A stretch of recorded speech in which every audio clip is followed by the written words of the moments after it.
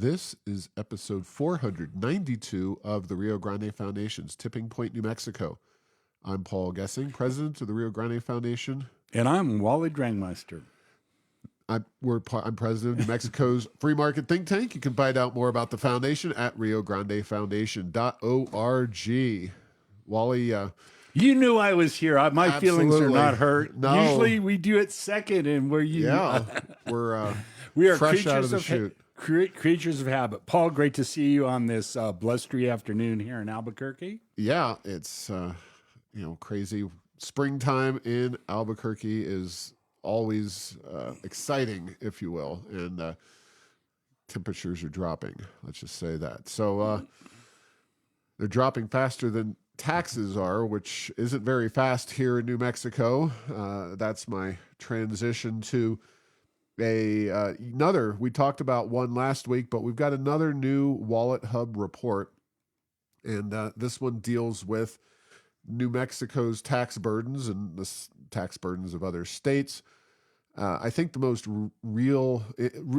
interesting thing about this is that we are 14th heaviest in our tax burden without including oil and gas. That is a pretty huge deal, considering that oil and gas generates over 40% of New Mexico's budget.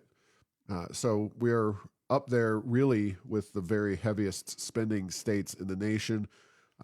We talked previously about the Wallethub report that says we don't get much of a return on the investment, and that report also indicated that, generally speaking, states that are lower tax states tend to do better. Well, we're up there in the higher cotton with the Californias, ranked 12th. New York's number 1 in terms of the heaviest tax burden. And, this session did not do a lot to change the way those tax burden numbers are going to work. And more importantly, it didn't change the fact that the taxes that we do pay are heavily slanted towards businesses and arbitrary approaches to taxation that harm those businesses. Yes, and about the only positive spin I can put on that, and believe me, Wallethub, if you're in the governor's office in New Mexico, you don't like seeing the Wallethub reports because we do not fare very well in any of them. But there's not a whole lot. We can't go down a whole lot more, and hopefully that message will be received in Santa Fe, and they'll maybe start to do some things to get taxes lower, and as this study points out, make them more effective. Because that's the real curse of government. Is nothing worse than government taking over something and having the price go up and the quality go down. So, yeah. So it's hopeful. It's something that we strive for at the Rio Grande Foundation, to reduce those tax burdens that we all pay here in the state.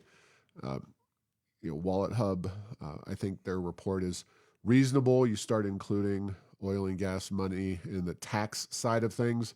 Of course, the spending side is where the real economic damage is done, because I believe it was Milton Friedman, I don't remember who, said that the real measure of government is how much it takes out of the economy. Mm-hmm. Something along those lines. Go to Errors of Enchantment. You can find a link to the Wallethub report. I specifically included total sales and excise taxes as a percentage of personal income. We are third from the very top in that. Interestingly enough, 2 of the states that are on that list with us are zero income tax states. At least Washington, for the time being, remains a zero income tax state. Nevada is also a zero income tax state. So we remain a full array of taxes state. And again, oil and gas really pick up the slack. So just big government here in New Mexico. Nothing we haven't heard before, but Wallethub does a good job of highlighting that reality. Yeah, when I work with business people on the pros and cons of being in New Mexico, the way I explain it is there is no tax that we have that is totally out of line unless you start to look a little bit beneath the surface on our gross receipts tax, in which case that one really is damaging on business. But we have them all. We have every kind of tax that there is, where a lot of states, they may have a high real estate tax, but they don't have an income tax.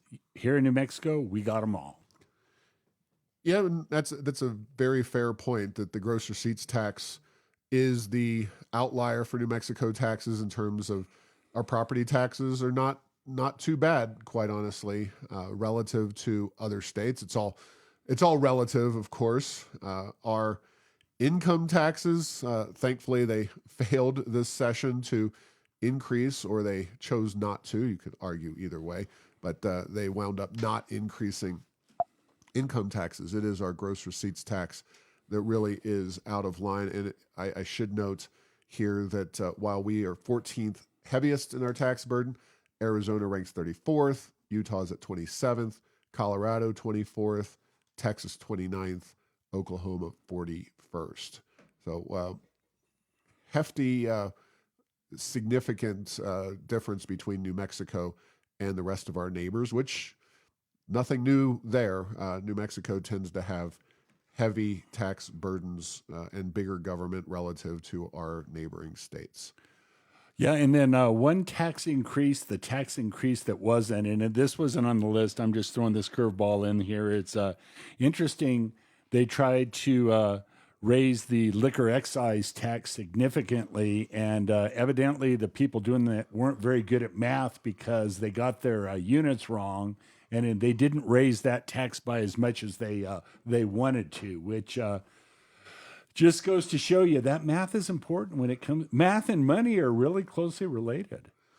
Yeah, we may have some more to talk about regarding that particular issue. Yep, not in this particular episode, but you got to give the folks a teaser about things to come. Been a lot of talk about the alcohol tax situation and in the media and whatnot, and got some things to say about it, but not just yet. All right, very good. One of the reasons that we have high tax burdens is because we send a lot of our money to the film industry that has set up shop to take advantage of those massive subsidies in New Mexico. We've discussed the latest round of film subsidies, which presumably, and I want to take a quick note to say that here we are on April 4th as we record this. April 7th is the governor's sign the bill, or it is pocket veto deadline. So bill signing deadline is Friday. One of the bills that remains out there is the tax bill, HB 547. We've talked a lot about that. I don't want to go into all the details, but I very much expect that she will not veto the part that increases film subsidies. But, and I said, to one of our mutual friends, actually, Wally, earlier today, that I think the governor is probably, my hunch, this is not based on wishes, this is based on belief, right, that she will take a crack at some of the tax increases and limit those in the line item veto. I think she just doesn't want to be seen on a national stage as raising taxes at a time of such a big budget surplus. But film subsidies, she loves. She's fully supportive of that, and I would be stunned if she did anything to veto that. But the bill has an increase of potential subsidies, potential reimbursements to Hollywood of 40%. So 35% is the top that you can get now, 40%, assuming that she does sign that bill for filming outside of Albuquerque and Santa Fe. Yeah, and the film subsidy, man, that is a powerful incentive for filmmakers to come to New Mexico. And my only point ever on that, and longtime listeners may get tired of hearing that, but it's like, just think of almost any industry that got a similar sort of incentive to come to New Mexico. What would New Mexico look like? Heck, what if we reimburse doctors 40% of their cost to set up a new clinic in New Mexico? But we might have a lot more doctors in New Mexico, and so yeah, the film subsidies is one where the largesse of the oil and gas industry gets sent to the downtrodden, poor, destitute film and streaming video executives in Hollywood for them to come to New Mexico. So, yeah, not saying it's not all good. I do certainly. Oh, it's all good. That's a little quip there. Yeah, I like seeing films shot in New Mexico as much as anybody. But man, we are paying a hefty price in terms of the taxpayers in New Mexico to make that happen. And as good as those jobs are for the few people that have them, and there's really not a lot that get those jobs, again, think about what kind of permanent jobs could be created if we were to actually incentivize other things here in New Mexico. Now, I need to point out that the film subsidies do not end at the 40% reimbursement rate. This is now we're going to talk about additional money that was just discussed in the last week by the media that the state is spending $40 million. This was set aside actually in 2022, but the project has come to fruition, at least in the sense that they announced that the New Mexico Media Academy is going to be located in the old rail yards. This is kind of the locomotive repair shop from the days of steam engines and whatnot. A very interesting industrial building. It's been fixed up a little bit. I guess they have a farmer's market and some other stuff in there, but I don't know. I don't pretend to know if $40 million. So $40 million was set aside, 20 million of that in capital outlay, 20 million more for the ongoing operation of this new school. So this is yet another handout to the Hollywood film industry. Will 20 million get the job done in renovating all of that building and making it safe and secure for young people, students to go there? I mean, this is a building that has, I'm sure asbestos is the least of their problems when it comes to remediating that building and putting a school in there. And this is something that we've been talking about off and on as the mayor, Tim Keller, has made using and redeveloping this facility a high priority for his administration. He's really focused a lot of attention on this. I mean, Albuquerque and New Mexico in general don't have a ton of really interesting old buildings in this industrial context. Yeah. So how much are we going to spend on this project?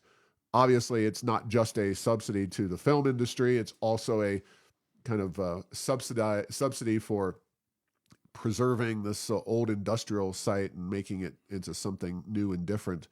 I just strikes me as this could be the money pit of all money pits when it comes to buildings. Yeah, this will be an interesting one to watch because one of the issues that New Mexico has in great abundance with regard to capital outlay funds is we have all these partially funded projects where they put a little here and a little there, and it's never enough to make a real dent and get it done. And so, yeah, your question is one that just popped into my mind. Is this $20 million, is that going to get done what they need to get done for this facility? And will 20 million a year help it to be operated? Or is that just the down payment and we'll see what this thing really costs here in a couple years? But yeah, particularly on capital, that is something that New Mexico struggles with because we have large sums of money just sitting on the sideline, not doing anything for anybody. It's been collected in taxes. It's not being spent. It's not being returned to the taxpayers. And we'll have to see how long it takes them to get this 20 million put into action here now. Well, my point isn't necessarily, although that is a fair point, that they have some final number. My concern is that they will get started because this isn't like building a building. You get, a general contractor and you have, we'll contractually agree to build this thing for whatever the price is. I'm just concerned that there will in the immortal words of Donald Rumsfeld, unknown unknowns, Exactly. lying in wait in this building, and that we're going to be coming back in a year or 2 years as construction really begins in earnest, and that $20 million might be just a down payment, so to speak. We don't know. I don't have any information to that effect.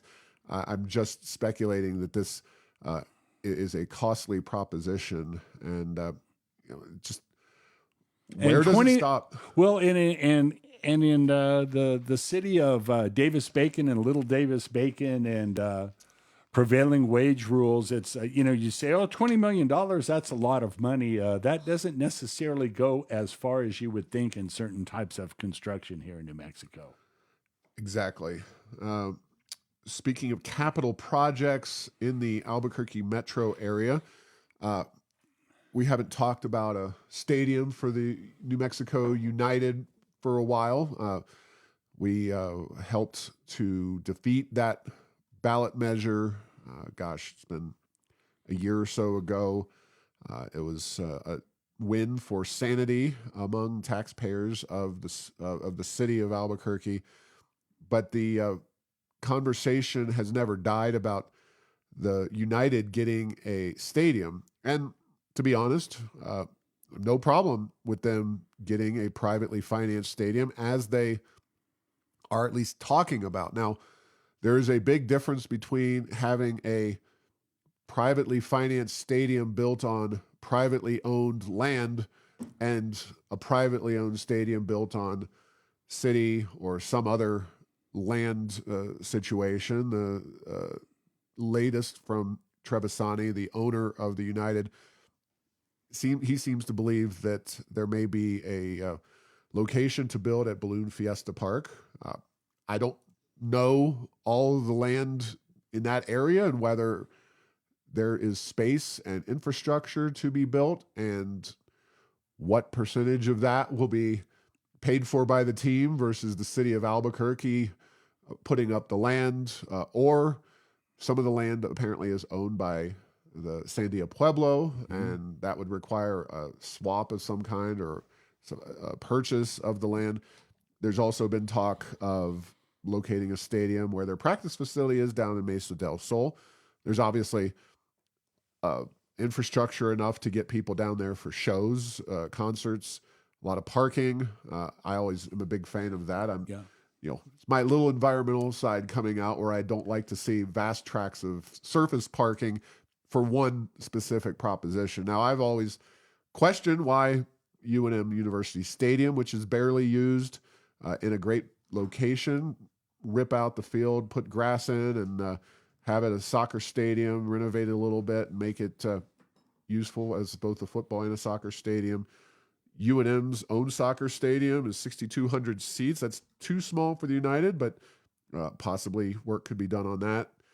Also, same location as the football stadium. It just seems like there's a lot of opportunities for creative thinking here. And let's just say that even though the stadium itself may not be built at taxpayer expense, there's definitely possible cost to the taxpayers, including the opportunity cost of needed construction in prime real estate near the Balloon Fiesta Park, whether that's offices or housing or some combination thereof. It would seem that there's a real opportunity to do something with that land as the city kind of fills up its existing boundaries. Giving a soccer stadium over might not be the best use of that land. Yeah, and Paul, your point is a good one with regard to kind of any stadium or athletic facility. You move a lot of dirt and you pave a lot of parking area, and then it's only used just a few days a year. I think, and please write into the notes as I'm wrong. My quick Google search is something like 17, so let's call it 20, 25 home games somewhere, maybe in that range of New Mexico United, and then the rest of the time that facility isn't really have much of a use.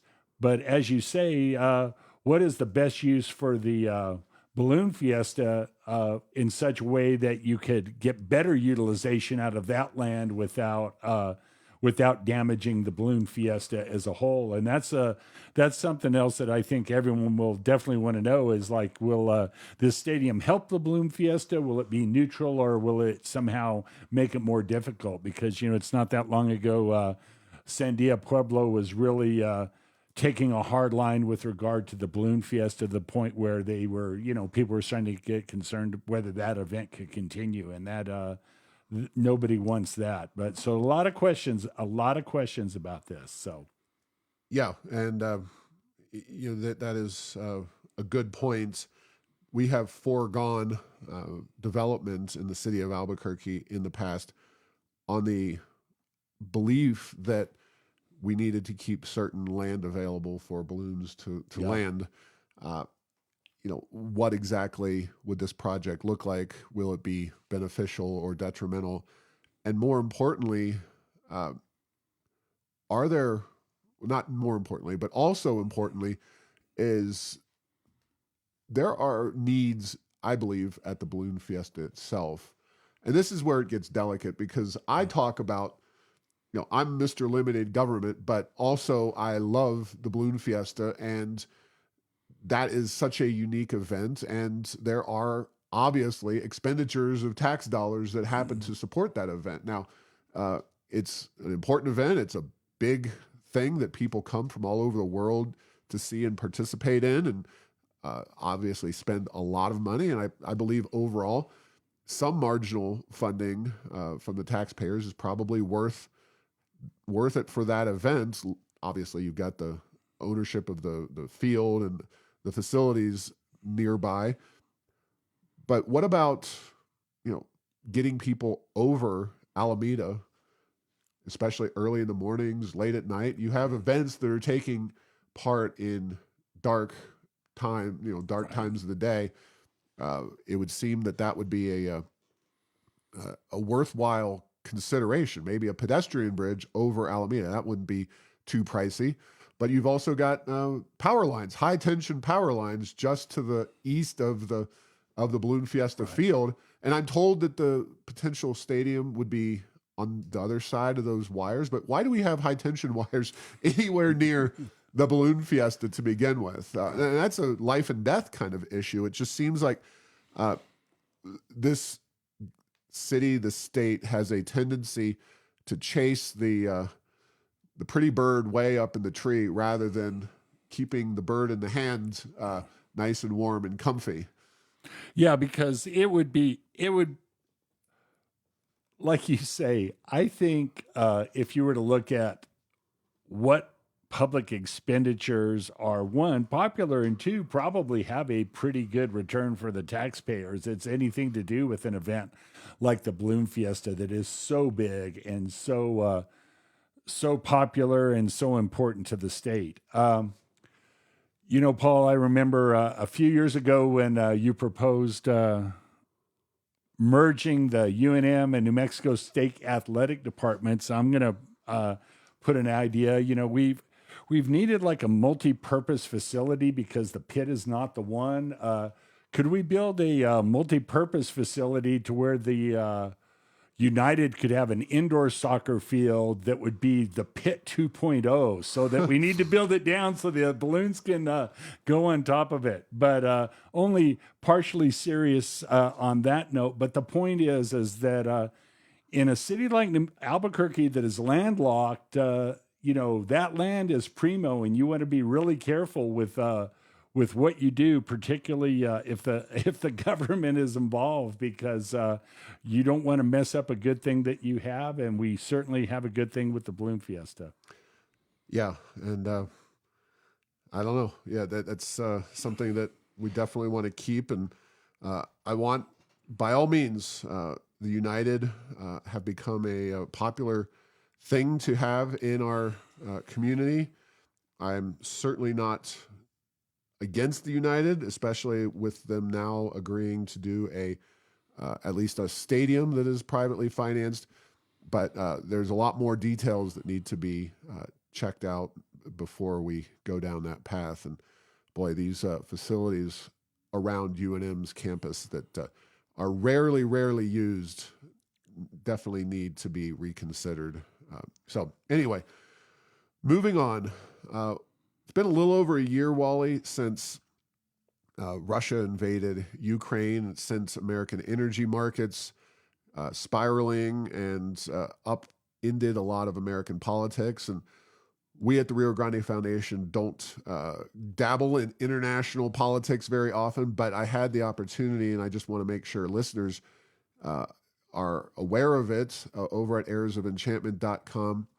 I participated in a debate recently with somebody who's on more of the green energy side of things. Not that we're against green energy. I think natural gas is a very green energy source. Yep. Thank you very much. Not to mention nuclear, but with the changes that happened to global energy markets in the wake of the war in Ukraine, which are still reverberating, I felt like and feel like that it reiterates the importance of traditional energy sources, and that Germany made a huge mistake, and President Trump at the time called them out for it, becoming overly reliant on one nation, Russia, for their energy supplies. Of course, a lot of those European nations have fracking bans and various other policies. But all of that being said, if they want to keep those in place and rely on American exported liquefied natural gas, that's good for not only the U.S. bottom line, but for our bottom line. And,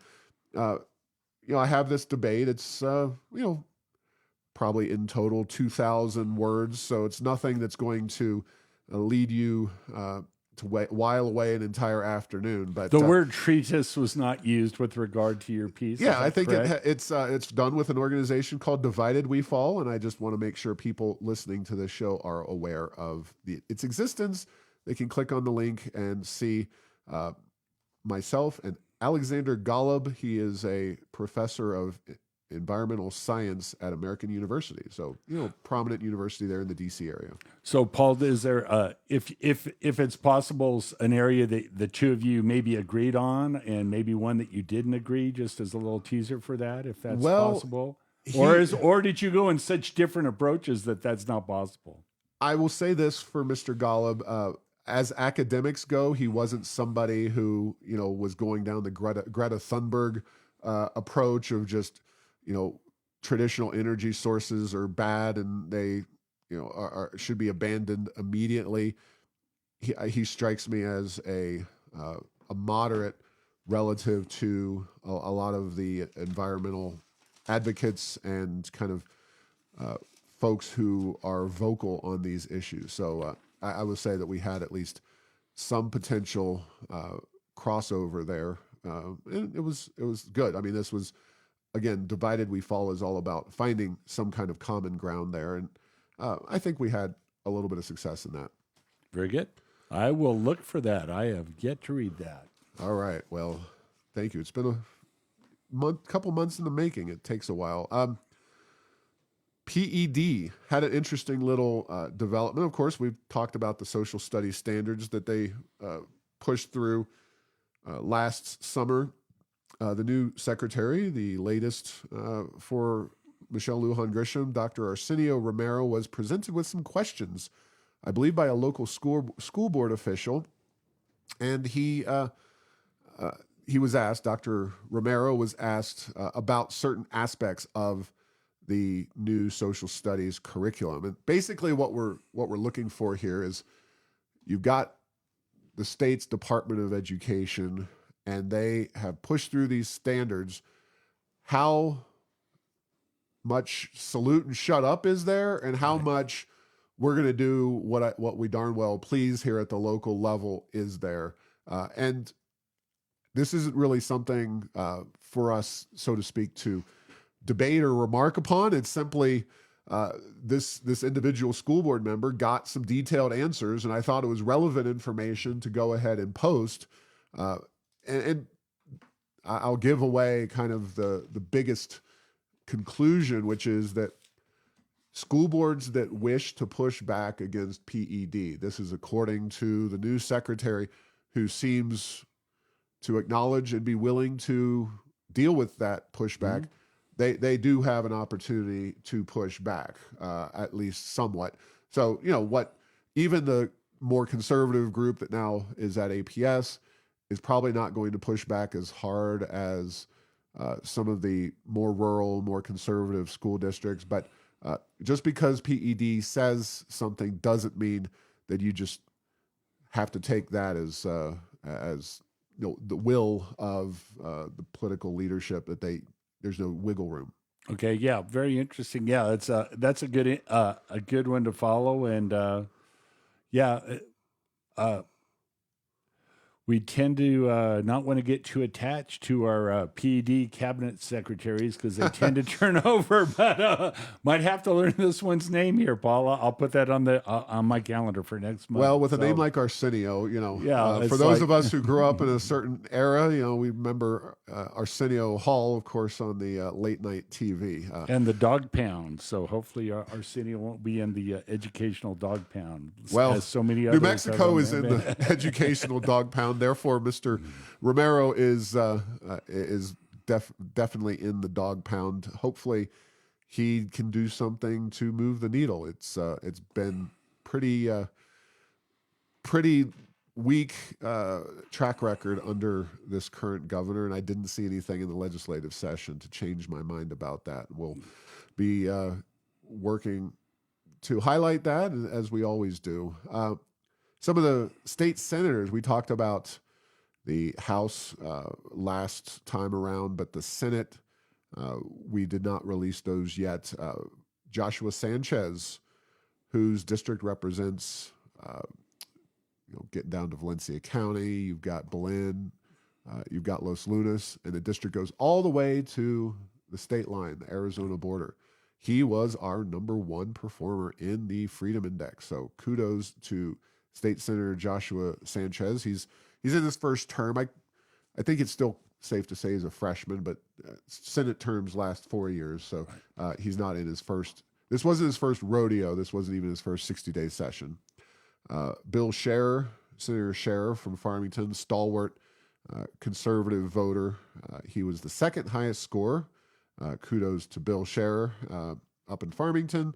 And Senator Greg Schmiedes from the Albuquerque metro area, state senator, medical doctor also, and somebody who tends to vote the right way. So eclectic group there. 3 Republicans for sure, but 3 different geographical areas of the state.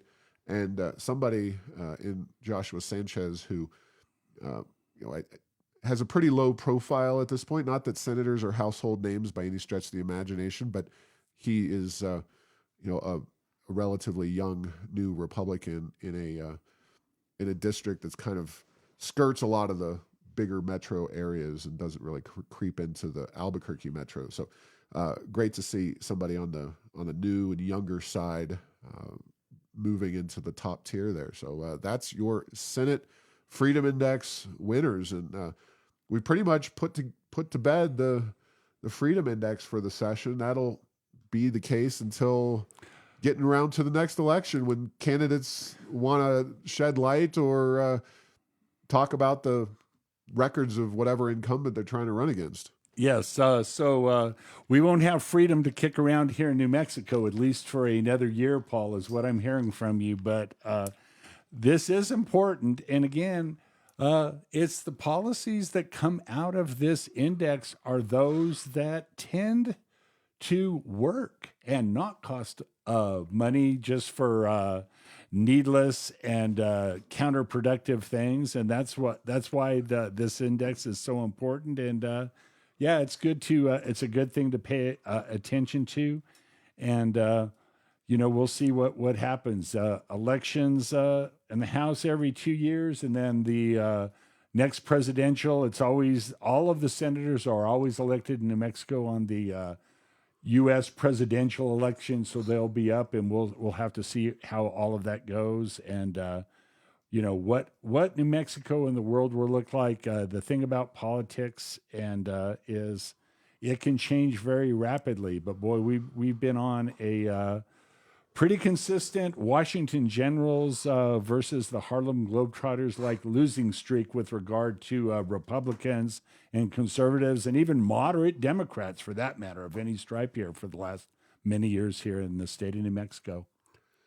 Yeah, absolutely. And I know there's talks, and we're part of some of them, to try to find ways that more conservative candidates can express themselves and clearly offer a pro-reform agenda and work together, because nothing's worse than having a bunch of people in a minority position who you don't know whether they're having an effect on anything and whether they're having victories, or all we're doing is maybe stopping an occasional bad bill as the situation continues to worsen and worsen in the state of New Mexico. So one quick other item to add to the agenda, since we've got a couple minutes.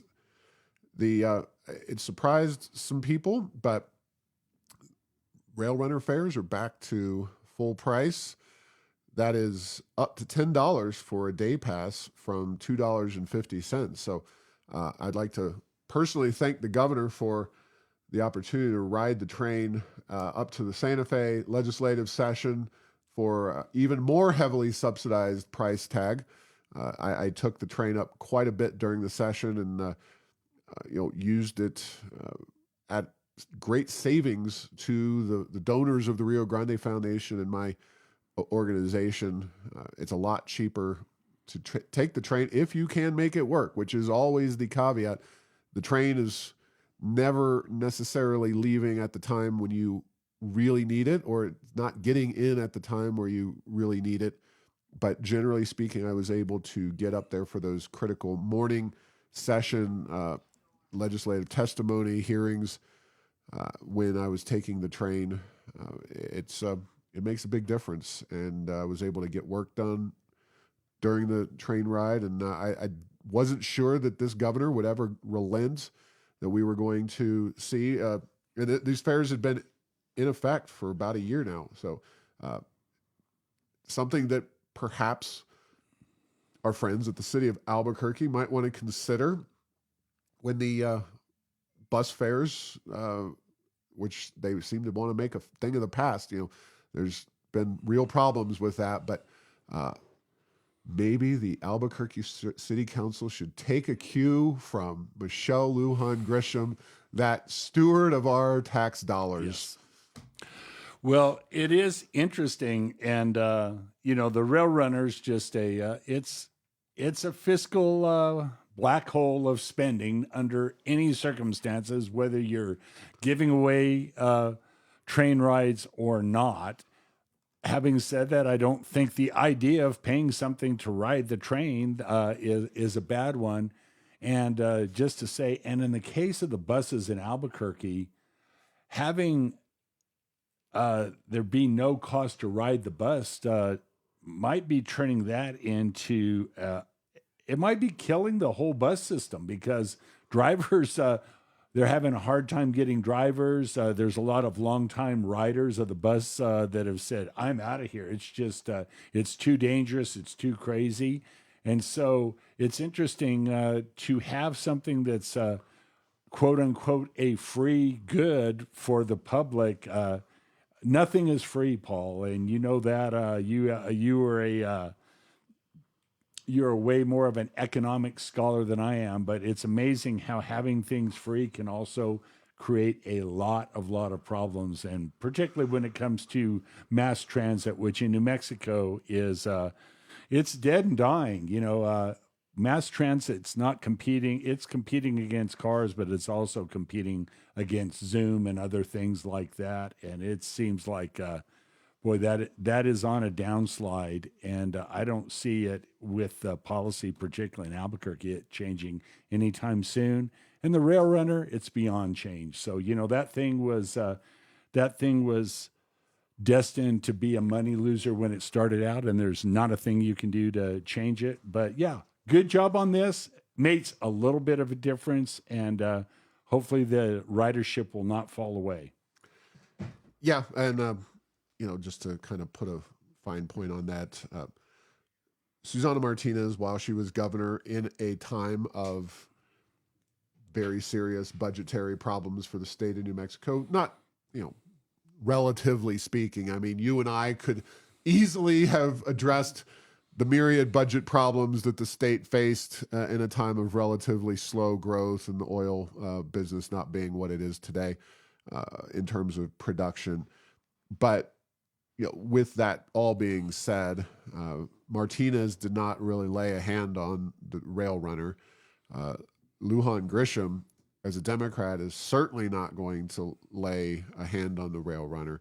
So I think this is about all we can expect. I mean, there will be another big bill coming due when they have to replace the rails and the rail sets. And our old buddy Randall O'Toole, the transportation expert, said that happens about every 30 years that you have to really go in and do that. And we're getting to the halfway point of that cycle. So there's going to be more expenses in the future, but for city council to be pushing this free fare ridiculousness, while it is causing significant problems with the Albuquerque bus system, it's a real shame and very frustrating. So we highlighted the contrast there between Lujan Grisham and Albuquerque City Council.